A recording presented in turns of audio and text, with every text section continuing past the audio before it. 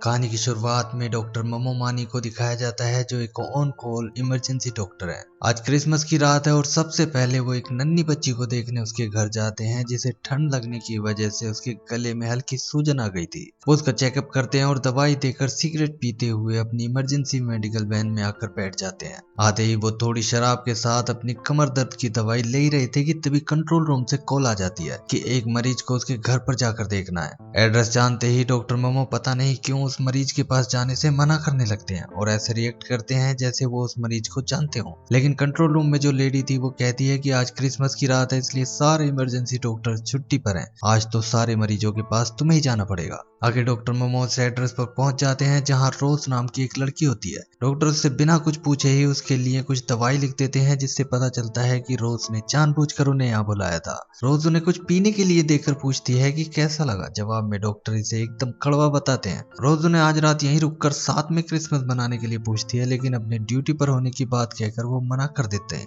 यहाँ तक कि वो बाद में कभी उसके साथ कुछ वक्त बिताने के लिए भी कोई जवाब नहीं देते। डॉक्टर मोमो के साथ रोज का क्या रिश्ता था यहाँ ये तो नहीं बताया जाता लेकिन उसकी बातों से ऐसा लगता है जैसे वो उनके साथ थोड़ा वक्त बिताना चाहती थी, उनसे अपनेपन के साथ कुछ बातें करना चाहती थी। शायद इसीलिए उसने इमरजेंसी कॉल के जरिए जानबूझकर उन्हें यहाँ बुलाया था। लेकिन पता नहीं क्यों डॉक्टर उसे बुरी तरह इग्नोर कर देते हैं और शायद वो हमेशा से उसके साथ ऐसे ही पेश आते हैं। इससे ज्यादा यहाँ और कुछ नहीं बताया जाता। लेकिन इसके बाद डॉक्टर मोमो अगले मरीज के पास जाते हुए वैन में डायरेक्ट बोतल से ही शराब पीने लगते हैं जैसे उस लड़की ने उनके अंदर के किसी गहरे जख्म को कुरेद दिया हो। बाद में वो एक रेस्टोरेंट में डिनर के लिए जाते हैं जहाँ कंट्रोल रूम से वो लेडी उन्हें बताती है कि आज फिर से उनकी शराब पीकर मरीज के पास जाने की कंप्लेंट आई है। लेकिन वो ये भी कहती है कि मैं तुम्हारी हालत जानती हूँ इसलिए तुम बेफिक्र रहो, मैं सब संभाल लूंगी। अचानक उनके फोन पर उसी लड़की रोज की कॉल आ जाती है जो उन्हें बताती है कि उसने अपनी डिप्रेशन की बहुत सारी गोलियां एक साथ खा ली हैं और उसकी हालत बिगड़ रही है। डॉक्टर मोमो ये सुनते ही रोज के एड्रेस की ओर निकल जाते हैं और उसकी हालत देखकर तुरंत एम्बुलेंस को कॉल कर देते हैं। तभी रोज का ही ऑर्डर किया हुआ खाना लेकर मलिक नाम का एक डिलीवरी बॉय आता है और रोज की हालत देखकर जल्दी से उसे सीपीआर देने की कोशिश करने लगता है। डॉक्टर मोमो पूछते हैं कि ये क्या कर रहे हो तो वो बताता है कि उसे इसकी जानकारी है क्योंकि बचपन से उसका एक फायरमैन बनने का सपना था लेकिन उसकी अस्थमा की प्रॉब्लम की वजह से फायर डिपार्टमेंट वालों ने उसे रिजेक्ट कर दिया।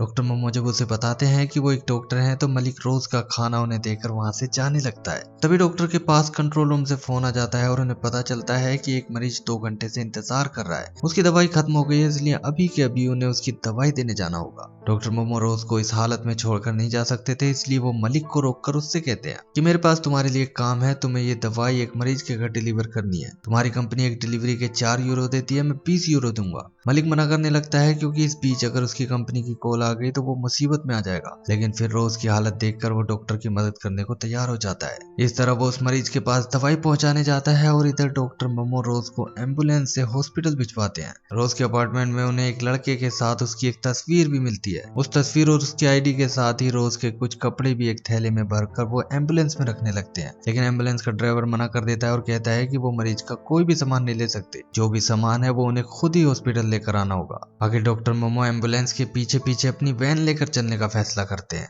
दूसरी ओर वो डिलीवरी बॉय मलिक एक बूढ़े मरीज को दवाई दे तो देता है लेकिन जैसे ही वो उसके लिए पानी लेकर अंदर जाता है तो वो मरीज आंखें और मुंह खुला छोड़कर सोफे पर ऐसे पड़ा था जैसे उसका काम तमाम हो गया हो। मलिक ये देखकर घबरा जाता है। उसे लगता है कि इस बूढ़े की मौत का इल्जाम उसके सर पर आ जाएगा इसलिए वो जल्दी जल्दी हर जगह से अपने फिंगरप्रिंट साफ करता है और बिना देर किए वहां से भागने लगता है। लेकिन घर से बाहर आते ही इत्तेफाक से वो डॉक्टर मोमो की गाड़ी से ही टकरा जाता है और तेजी से ब्रेक मारने की वजह से डॉक्टर मोमो की दर्द कर रही कमर अब और भी बुरी हो जाती है। फिर भी किसी तरह वो भी सड़क पर पड़े मलिक को उठाते हैं जो घबराते हुए उन्हें सारी बात बता देता है कि उसने कुछ नहीं किया। फिर भी पता नहीं कैसे वो मरीज एकदम से लुढ़क गया। डॉक्टर मोमो घर के अंदर जाते हैं तो वो मरीज एकदम ठीक होता है जो कहता है कि तुम्हारा असिस्टेंट मुझे बीच में ही छोड़कर पता नहीं कहां चला गया। पीछे से मलिक भी अंदर आ जाता है और उस मरीज को जिंदा देखकर उसकी जान में जान आती है। अब बाहर आकर वो अपने रास्ते जाने लगता है लेकिन वो देखता है कि डॉक्टर मोमो अपनी कमर के दर्द का इंजेक्शन खुद ही लगाने की कोशिश कर रहे थे लेकिन वो ऐसा नहीं कर पा रहे थे। इसलिए वो पास आकर कहता है कि क्या वो उन्हें इंजेक्शन लगा सकता है। डॉक्टर मोमो उसकी बातों में आ जाते हैं और सही जगह और तरीका बताकर उसे इंजेक्शन लगाने के लिए दे देते हैं। लेकिन समझाने के बावजूद वो सुई उनकी ऐसी नर्व पर चुभा देता है जिससे डॉक्टर अब सीधे खड़े होने लायक भी नहीं रहते और दर्द से बुरी तरह कराने लगते हैं। मलिक जल्दी से उन्हें उनकी कार की सीट पर बैठा देता है तो बैठने की पोजीशन में उन्हें दर्द से थोड़ा आराम मिलने लगता है। अचानक कंट्रोल रूम से फोन आ जाता है और पता चलता है कि इतनी देर में 2 और मरीजों के फोन आ चुके थे।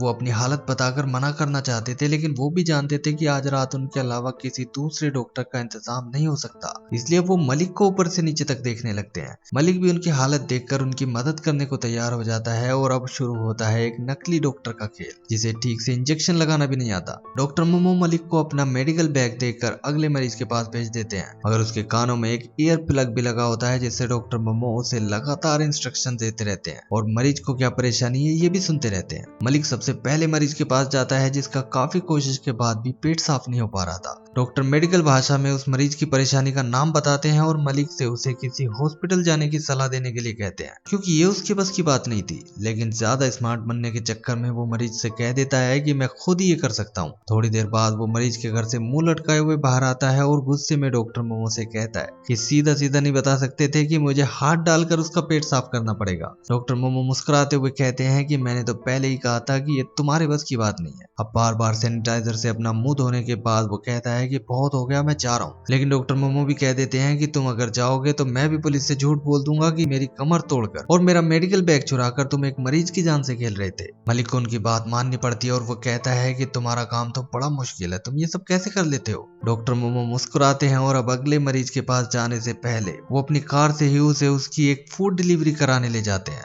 मलिक खाना लेकर एक आदमी के फ्लैट में जाता है तो वो आदमी पहले तो उसके साथ एक बेहुदा मजाक करता है कि उसने उनके खाने में मुंह मार दिया है, वो पुलिस को बुला रहा है। मलिक को उसकी ये मजाक बहुत बुरी लगती है, लेकिन वो एक डिलीवरी बॉय की तरह उसे तमीज से ही बात करता है। वापस आते हुए वो आदमी टिप देने की बजाय मलिक को कचरे का प्लास्टिक बैग पकड़ा देता है कि इसे बाहर फेंकते जाना। इतना सब कुछ करने के बाद भी कार में आकर मलिक देखता है कि उस आदमी ने उसे सिर्फ 2 स्टार की रेटिंग दी थी। रास्ते में मलिक डॉक्टर मोमो से उस लड़की रोज की तबीयत के बारे में जानना चाहता है, तो वो बताते हैं कि वो लड़की मेरी कोई मरीज नहीं है। मलिक पूछता है तो फिर कौन है, क्या वो तुम्हारी गर्लफ्रेंड है? जिस पर डॉक्टर मोमो कहते हैं कि वो मेरे बेटे की गर्लफ्रेंड थी। मलिक और भी जानना चाहता था, इसलिए वो कहता है कि क्या मामला है, क्या उसने तुम्हारे बेटे को छोड़कर कोई नया बॉयफ्रेंड पकड़ लिया है? लेकिन इस बात पर डॉक्टर मोमो चिल्लाते हुए कहते हैं कि इस बात से तुम्हारा कोई लेना देना नहीं है। मलिक को समझ नहीं आता कि वो एकदम से इतना भड़क क्यों गए और अब वो इस बात को छोड़कर उनसे डॉक्टरी के छोटे मोटे काम सीखने लगता है, जिससे मरीज को एकदम से ये ना लगे कि वो कोई डॉक्टर नहीं है। इसके बाद वो काफी एक्साइटमेंट के साथ अगले मरीज के पास जाता है तो गाड़ी में से रोज की वो तस्वीर ले आता है जो डॉक्टर मोमो रोज के अपार्टमेंट से ले आए थे।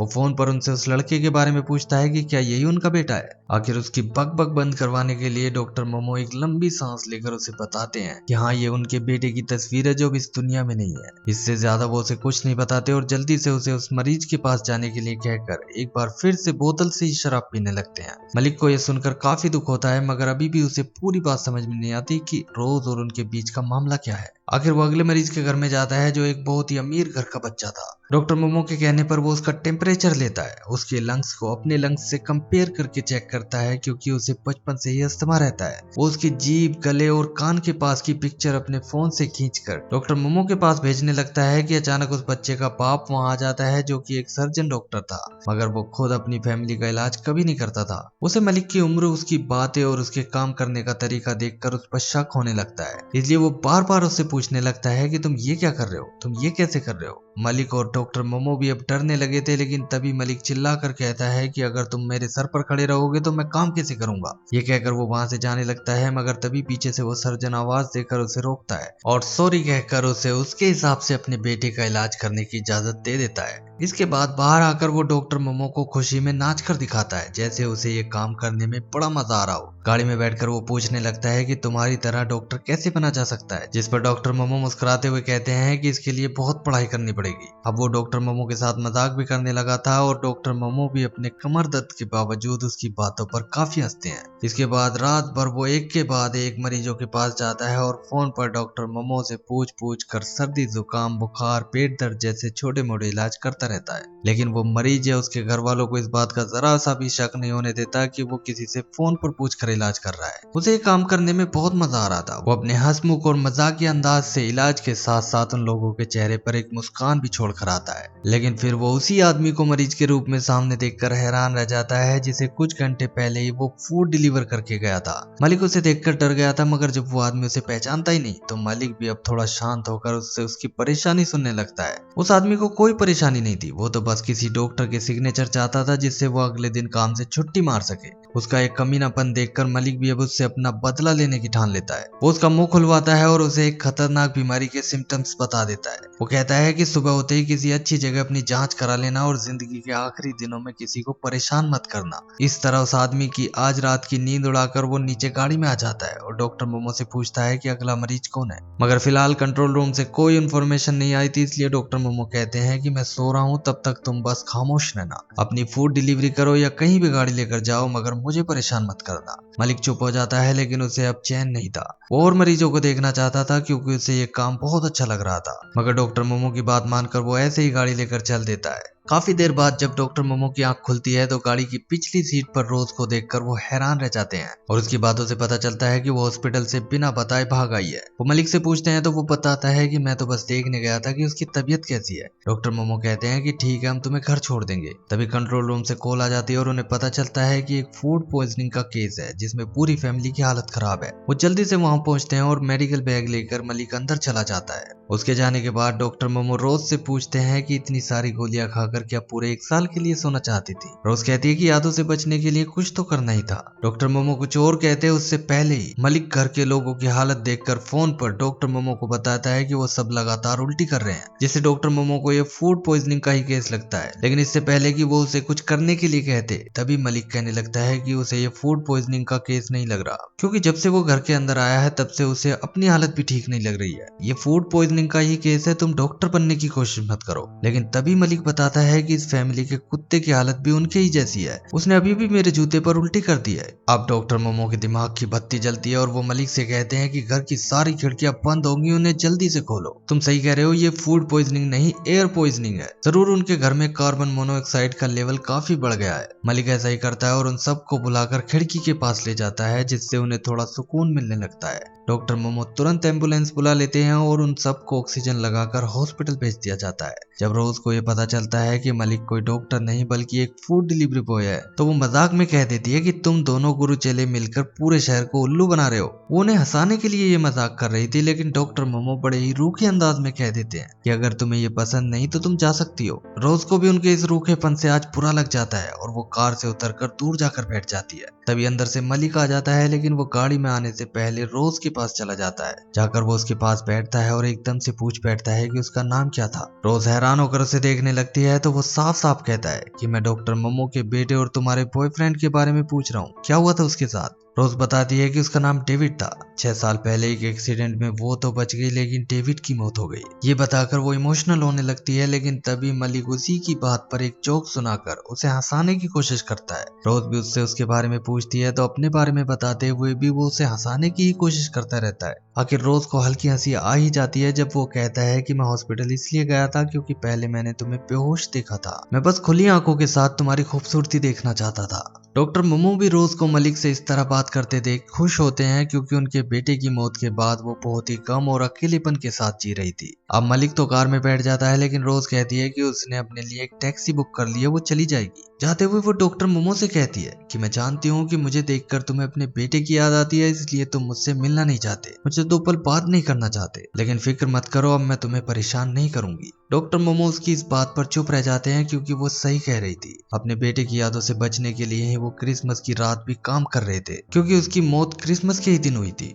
रोज ने भी शायद इसीलिए इतनी सारी गोलियां खा ली थी, क्योंकि क्रिसमस के दिन उसे प्यार करने वाले डेविड की मौत का गम उसे खाए जा रहा था। इस तरह डॉक्टर मोमो तो बिना कोई जवाब दिए उसे जाने देते हैं, लेकिन मलिक कहता है कि वो उसे ऐसे नहीं जाने देगा। वो कार से उतरकर रोज की टैक्सी के पास जाता है और कहता है कि अगर तुम्हारी इजाजत हो तो मैं तुमसे और भी मिलना चाहता हूँ। रोज उसे अपनी इंस्टा आईडी बताकर चली जाती है और मलिक हाथ हिलाता उसे काफी देर तक देखता रहता है। इसके बाद वो अपने आज रात के आखिरी मरीज के घर की ओर चल देते हैं, जो कि एक प्रेग्नेंट लेडी थी और अचानक उसे लेबर पेन शुरू हो गया था। डॉक्टर मोमो के कहने पर मलिक उसे एग्जामिन करने लगता है, लेकिन उसे देखते ही वो बेहोश हो जाता है। बाहर डॉक्टर मोमो भी ये समझ जाते हैं, इसलिए वो जैसे तैसे कार से उतरकर सरकते हुए घर के अंदर जाने लगते हैं, लेकिन तब तक उस लेडी ने मलिक के मुंह पर पानी मारकर उसे जगा लिया था। अब वो बाहर से डॉक्टर मोमो को अपनी कमर पर बिठाकर अंदर ले आता है। डॉक्टर मोमो उस लेडी को हॉस्पिटल भेजना चाहते थे, लेकिन लेबर पेन इतना इतना बढ़ गया था कि अब उनके पास इतना टाइम नहीं था, इसलिए वो दोनों मिलकर जैसे तैसे उस लेडी की डिलीवरी घर पर ही कर देते हैं। डॉक्टर मोमो बच्चे को गोद में लेकर बड़े प्यार से उसे देखने लगते हैं तो मलिक कहता है कि रोज ने मुझे तुम्हारे बेटे के बारे में सब कुछ बता दिया है। जो हुआ पूरा हुआ, लेकिन दुनिया को तुम्हारी जरूरत है, इस बात को भी झुटलाया नहीं जा सकता। डॉक्टर मोमोस की ये बातें सुनकर उसे देखते ही रह जाते हैं, जैसे उनका दिल कह रहा हो कि मलिक के रूप में उन्हें उनका दूसरा बेटा मिल गया है। बाहर आकर वो उससे कहते हैं कि काम तो खत्म हो गया, लेकिन जाने से पहले मुझे तुम्हारी एक और हेल्प चाहिए। अब वो उसकी मदद से रोज के घर जाते हैं और अपने बर्ताव के लिए उससे माफी मांगते हुए कहते हैं कि मैंने अपना बेटा खोया है, अब मैं तुम्हें भी नहीं खोना चाहता, इसलिए वादा करो कि तुम फिर कभी भी ऐसा कोई काम नहीं करोगी। इसके बाद वो तीनों एक रेस्टोरेंट में जाते हैं और खुशी खुशी एक दूसरे से बातें करते हैं।